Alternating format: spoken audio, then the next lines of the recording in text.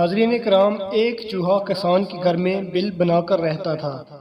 ایک دن چوہے نے دیکھا کہ کسان اور اس کی بیوی ایک تھیلے سے کچھ نکال رہے ہیں۔ چوہے نے سوچا کہ شاید کچھ کھانے کا سامان ہے۔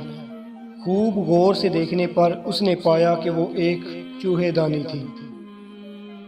خطرہ بانٹنے پر اس نے گھر کے پچھواڑے میں جا کر کبوتر کو یہ بات بتائی کہ گھر میں چوہے دانی آ گئی ہے۔ کبوتر نے مذاق اڑاتے ہوئے کہا کہ مجھے کیا، مجھے کون سا اس میں پھنسنا ہے۔ مایوس چوہا یہ بات مرغ کو بتانے گیا۔ مرغ نے مذاق اڑاتے ہوئے کہا کہ جا بھائی، یہ میرا مسئلہ نہیں ہے۔ مایوس چوہے نے دیوار میں جا کر بکرے کو یہ بات بتائی اور بکرا ہنستے ہنستے لوٹ پوٹ ہونے لگا۔ اسی رات چوہے دانی میں کھٹاک کی آواز ہوئی جس میں ایک زہریلا سانپ پھنس گیا تھا۔ اندھیرے میں اس کی دم کو چوہا سمجھ کر کسان کی بیوی نے اس کو نکالا اور سانپ نے اسے ڈس لیا۔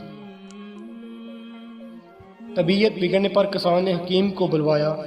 حکیم نے اس کو کبوتر کا سوپ پلانے کا مشورہ دیا۔ کبوتر ابھی برتن میں ابل رہا تھا کہ خبر سن کر کسان کے کئی رشتہ دار ملنے آ پہنچے، جن کے کھانے کے انتظام کے لیے اگلے دن مرغ کو ذبح کیا گیا۔ کچھ دنوں کے بعد کسان کی بیوی مر گئی۔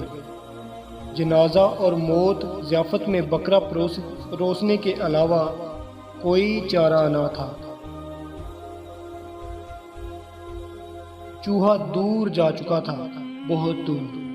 اگلی بار کوئی آپ کو اپنے مسئلے بتائے اور آپ کو لگے کہ یہ میرا مسئلہ نہیں ہے تو انتظار کیجئے اور دوبارہ سوچیں۔ ہم سب خطرے میں ہیں۔ سماج کا ایک عضو، ایک طبقہ، ایک شہری خطرے میں ہے تو پورا ملک خطرے میں ہے۔